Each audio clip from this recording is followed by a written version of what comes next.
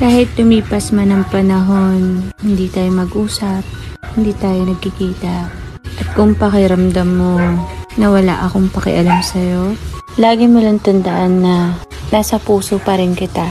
Hindi ka na kailanman mabubura dahil naging parte ka na nito.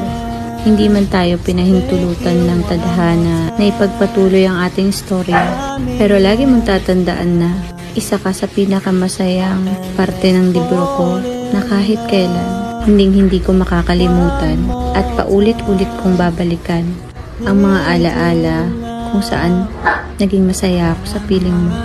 Kaya sana, kung nasan ka man ngayon, sana lagi kang masaya. Sana kahit papano, pag maaalala mo ko, sana ngumiti ka.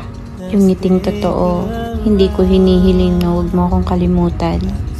Ang sa akin lang, sana, nung mga oras na magkasama pa tayo, sana naging mahalaga ako sa'yo.